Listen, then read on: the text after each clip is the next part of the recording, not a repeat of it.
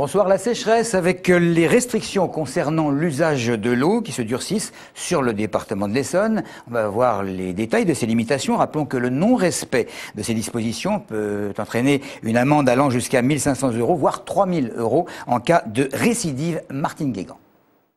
Les précipitations orageuses de ces dernières semaines ne suffiront pas à remplir les nappes phréatiques et cours d'eau de notre département. Une situation suffisamment alarmante qui oblige aujourd'hui la majorité des Essonniens à adapter leur consommation d'eau. La préfecture vient de prendre de nouvelles mesures. Vous n'avez pas encore rempli votre piscine, oubliez de laver votre voiture. Trop tard pour les habitants des 8 communes dépendantes de l'Essonne, de la Juine et de ses affluents. Cela vous est maintenant interdit. Seuls les potagers peuvent être encore arrosés. Une souplesse est accordée pour votre pelouse ou vos massifs de fleurs à partir de 20 h jusqu'au lendemain 8 h. Collectivités et industriels sont à la même enseigne. Concernant les 43 communes dépendantes du bassin versant de l'Orge et de ses affluents, collectivités et particuliers devront attendre la tombée de la nuit pour arroser. De 20 h à 10 h, seules vos salades, tomates ou courgettes pourront se réhydrater. Échappent encore aujourd'hui à ces restrictions les communes alimentées en eau potable par la Seine. Au lendemain des démissions à la Chambre de commerce et d'industrie de l'Essonne de Gérard Ruot et d'Éric Cantarel, président et vice-président, la question est de savoir s'il y a ou non moyen de les faire revenir sur leurs décisions. Le préfet, on le sait, dispose d'1 mois pour accepter, mais on se rend bien compte de certaines difficultés lorsqu'on lit l'intitulé d'un communiqué adressé aujourd'hui par la CCI, communiqué dont le titre assez évocateur est « Bravo au Conseil régional d'Île-de-France et à la CGT pour cette victoire ». Communiqué qui fait état du manque du soutien régional, malgré celui indéfectible, c'est marqué, des élus locaux. Communiqué qui fait état de blocage, avec donc toutes les conséquences que nous connaissons. Les surveillantes de la prison de Fleury-Mérogis feront un débrayage demain devant l'établissement afin de protester contre leurs conditions de travail qui se détériorent. Elles se plaignent de planning surchargé, de manque de reconnaissance et de pression de plus en plus difficile de la part des détenus. Elles demandent davantage de renforts et s'estiment trop peu nombreuses sur l'établissement pour femmes, les syndicats qui attendent une centaine de personnes. À l'heure actuelle, les surveillantes nous font part quand même de difficultés, surtout liées à la discipline, parce qu'il faut savoir que elles travaillent au quotidien avec donc des femmes détenues qui sont de plus en plus virulentes, de plus en plus épuisantes et demandeuses. Donc c'est pour ces raisons que donc l'effectif devrait en être renforcé. Or, ce n'est pas le cas. Elles ont de plus en plus de tâches quotidiennes à accomplir et donc ça devient urgent que l'administration puisse prendre en compte ces difficultés-là. L'homoparentalité continue de faire débat. Une femme de 33 ans ayant déclaré son homosexualité a obtenu il y a quelques jours un agrément du Conseil général de l'Essonne, l'autorisant à adopter un enfant d'ici 5 ans. Jérôme Gage, le président du Conseil, assume cette décision comme un acte militant pour faire évoluer les mentalités. Explication Christophe Garnier. Si le mariage homosexuel vient d'être rejeté par l'Assemblée nationale, l'adoption, elle, ne serait pas interdite par la loi. Pour faire évoluer les mentalités, le département vient d'ailleurs d'accorder un agrément à une jeune femme de 33 ans. Elle avait avoué son homosexualité lors de sa demande d'adoption, mais cette mesure pourrait, dans le meilleur des cas, lui permettre d'obtenir la garde d'un enfant d'ici 5 ans. Une décision populaire.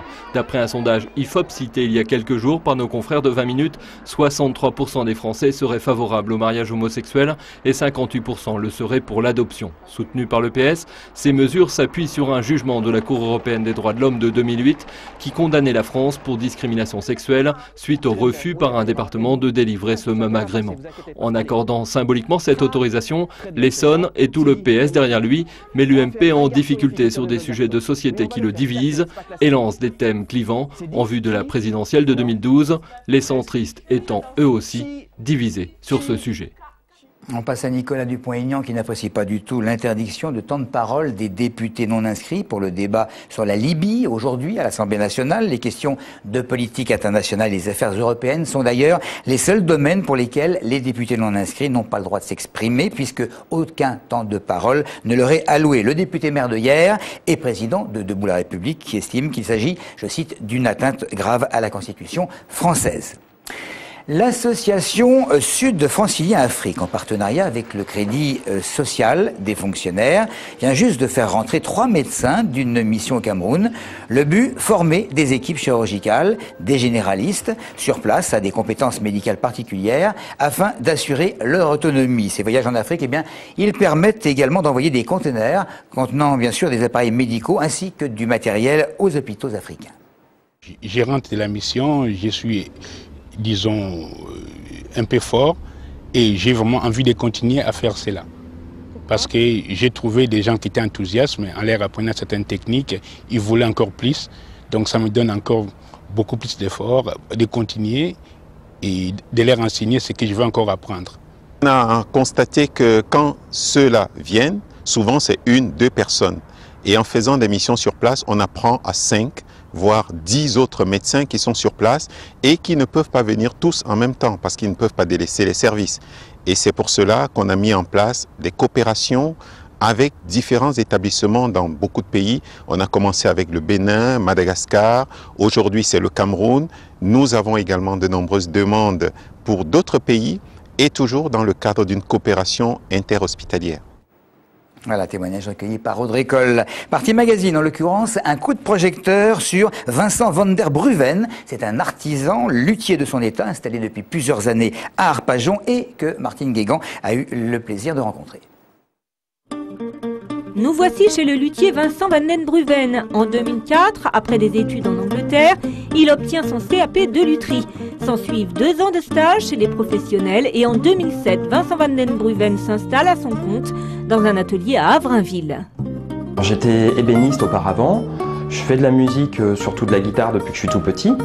Et donc la lutherie, c'était vraiment la combinaison de mes 2, on va dire, passions entre l'amour du bois et les instruments de musique.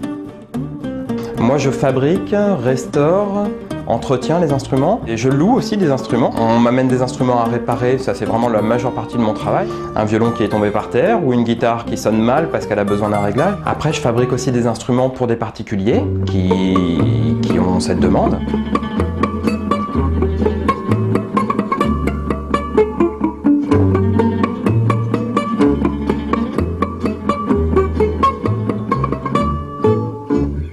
C'est un métier d'artisanat d'art au sens où tous les violons que vous pouvez voir par exemple ici, le plus jeune a peut-être 60 ans, donc c'est des objets d'art, c'est des pièces on va dire aussi de collection, en plus d'être des instruments de musique.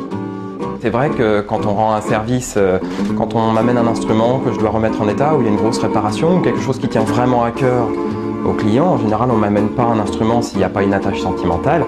C'est vrai que c'est vraiment agréable d'avoir en retour quelqu'un qui vous remercie, qui est vraiment content de ce que vous avez fait. C'est très très important et c'est vrai que c'est une reconnaissance gratifiante, quoi. C'est agréable. Ouais. On votait aujourd'hui au Conseil de Paris une nouvelle limitation de vitesse sur le périphérique. Le Conseil qui demande au préfet l'abaissement de la limitation de vitesse de 80 à 70 km/h.